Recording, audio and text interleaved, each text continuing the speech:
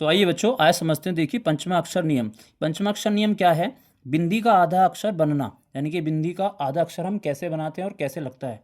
ठीक है, देखो, बिंदी के बाद का अक्षर उसी वर्ग का पांचवा अक्षर का आधा हो जाता है। यानी कि अगर किसी अक्षर के ऊपर बिंदी लगी हुई है तो वह उसी वर्ग के पांचवें अक्षर का आधा हो जाता है। कैसे हो जाता है? देखिए, जैसे यहाँ क वर्ग है, के खे गे घे, और इसका पांचवा वर्ण क्या है?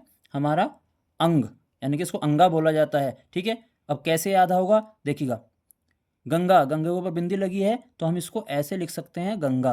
अंक के ऊपर बिंदी लगी है तो हम इसको क्या लिख सकते हैं? इस तरीके से भी लिख सकते हैं, अंक। ठीक है, आगे देखिए च वर्ग। च वर्ग में चे छे जे झे और अय्या इसका पांचवा वर्ग है। अब देखिए कैसे बदलेगा।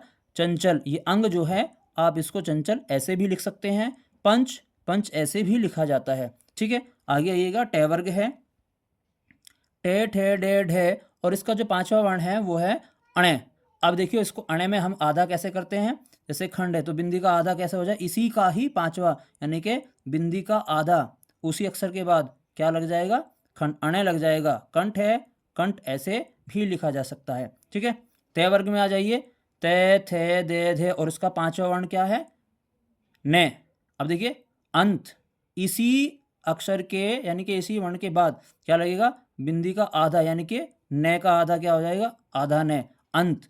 मंदिर, आप ऐसे भी मंदिर लिख सकते हैं। ठीक है, पै वर्ग में देखिएगा, पे फे बे भे, और पांचवा वर्ण है इसका मैं। अब कैसे? चंपा, चंपा को हम इस तरीके से यानी कि बिंदी का आधा कर सकते हैं, क्योंकि पे का जो पांचवा वर्ण है मैं, और ये बिंदी जो है आधी हो जाएगी, क्या हो जाएगा? चंपा। जैसे संबंध है, संबंध में हमने अंग को क्या कर दिया? आधा मैं कर दिया, और फिर बै के बाद लगा तो आधा न कर दिया, क्या बन गया? संबंध। इसी तरीके से हम क्या कर सकते हैं? पंचमा अक्षर का नियम यही कर सकते हैं, यानी कि बिंदी को उसी वर्ग के पांचवें अक्षर में हम बदल सकते हैं। कैसी लगी जानकारी? उम्मीद है जानकारी अच्छी लगी होगी। तो वीडियो को लाइक शेयर कमेंट करें। राधे राधे।